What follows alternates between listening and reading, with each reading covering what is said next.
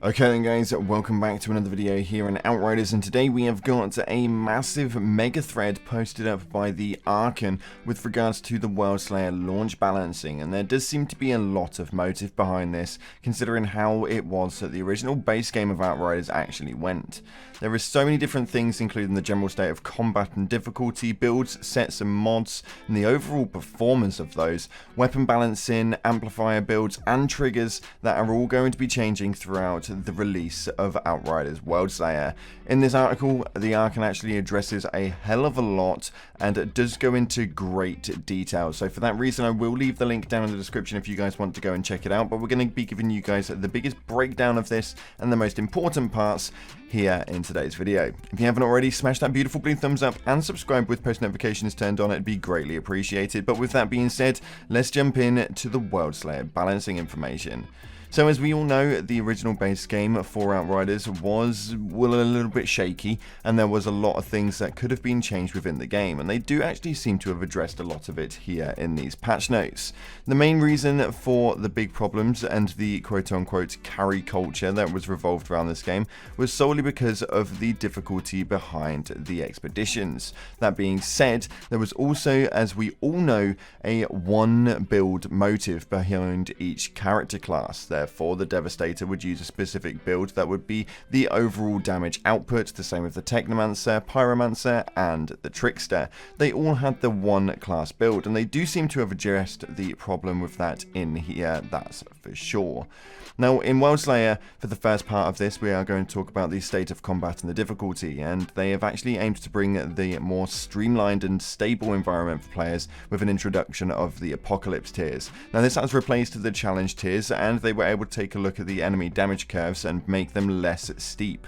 Additionally, they were further reduced the spike threshold, adjusted the amount of damage events occurring within a second, and you may remember that the spike threshold damage events within 1 second discussion from when especially glass cannon players suffered from was thought to be the quote-unquote one-shot deaths. The changes that were introduced into Worldslayer will decompress the difficulty curve across the tiers, meaning that essentially it should be a little bit more livable when you play through most style. They go into a lot of things with regards to builds, sets and mods, because as again we all know, everything was a one-trick pony inside of this game. You had essentially the top tier pieces, and what they've now done is made adjustments to some of the outstanding stuff that you guys will have already had. So what they state here is what Worldslayer has allowed them to do is to make complex changes beyond simple numeric tweaks. With that in mind, they rebalanced the top performers to bring them in line with other build options, while at the same time buffing the underdogs to level the playing field.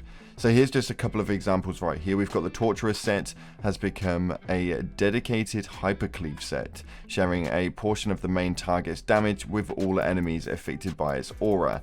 The Plague Sour set will now not just provide a defensive benefit, but will also add offensive boosts against enemies suffering from Toxic. And these are such big moves for the armor sets that are in here, because we did have the primary ones that everybody would use. So next up, we've got a armor set which is the Marshal's armor set. Now this is a armor set which was able to perform to a degree, but ultimately they never really were able to spread their wings, quote unquote. So for the Marshal set, what they've done is they've set and removed the target limitation, which will allow players to more readily capitalize on grouping multiple enemies with endless mass. This is a bit of a bigger motive for being able to utilize the Marshal set, because endless mass was always a segregated and quite low grade move which didn't really have many introductions to it, but then they adjusted into the mods. They've had an extensive look at which mods are must-haves, quote unquote, which were consistently underperforming and which simply did not support their own dedicated playstyle. They reworked those too. So as a quick example, the Asunder mod for the Earthquake now reduces resistance instead of armor, which means that in the direct increase the damage of anomaly power devastators who would be relying on the skill. There are of course many more such tweaks, many of which are aimed at providing improved synergy with the associated build. So next up, weapon balancing, and this is one that I actually found quite interesting because weapon balancing again was something that we all struggled with inside of this game. There was a problem with there having a meta of burst weapons, and that was like the primary usage. Nobody really used the LMGs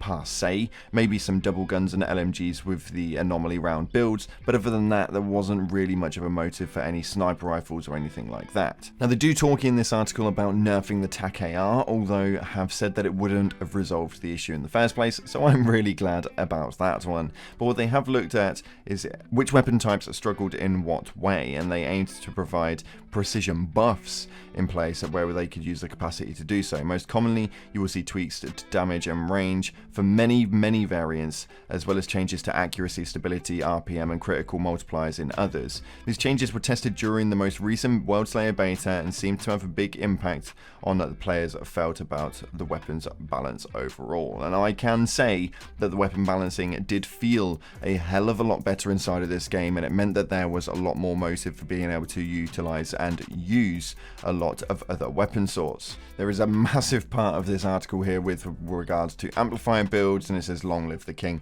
Now this for me isn't really a massively important move, and if you guys want to go and check this out, then be my guest. The link is down in the description to go and read that. But essentially it just means that they've altered quite a lot of figures, which will essentially mean that there are now loads more viable types, and amplifier builds may not necessarily be the ones that you want to go for primarily. Now triggers. Triggers are a big move, and what they mean by triggers is essentially things that will trigger mods on your weapons and on your armor that will give you guys the buffs and quote-unquote nerfs that you may well need. Now, they've reworked the triggers on weapon mods especially, and they guaranteed that there are many defenses and alteration mods that will now occur when their value is at the highest in combat. A good example here would be the Dome of Protection occurring in successful shots, which will allow the player to spawn it right at combat start when enemy pressure is at its highest. Previously, this mod required players to kill a target with a bullet, and that would often only occur when Dome of Protection's effect was less required than the start of combat.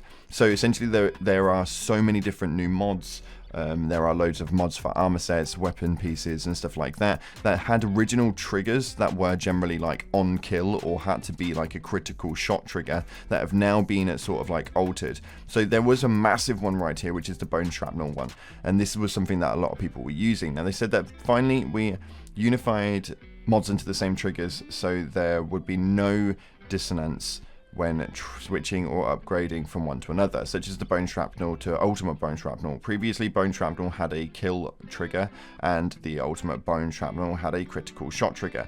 This was obviously now news for balancing, and they've essentially made that the same thing. So if you utilize the bone shrapnel and move on to the ultimate bone shrapnel, you are now going to have sort of like that similarity behind how to trigger them, which is essentially really helpful. Now there is a lot more balancing notes in here that I haven't gone over, and if you guys want to check those out, the link is down in the description. But I just wanted to give you guys a bit of a broad notice that there is going to be so many changes to the weapon balancing and the buffs, the nerfs. There is just so much going on inside of the Worldslayer game itself as and when it drops. So if you guys want to check that out, then be my guest. Link in the description. Massive shout out to the Archon, a very detailed launch thread. It was really good to read, although would have kind of preferred a bit more of a breakdown, bullet point sort of stuff. That for me would be a lot easier to sort of break down and understand rather than having to go through paragraph and paragraph. So if the Archon is watching this, Toby mate, make sure that you just kind of like make it a little bit more easier to consume for the general consumer. That's my only criticism in this one. Anywho, thank you so much again for watching, guys. If you haven't already, smash that beautiful blue thumbs up, subscribe with post notifications turned on. Appreciate your faces, and as always, I'll see you in the clouds.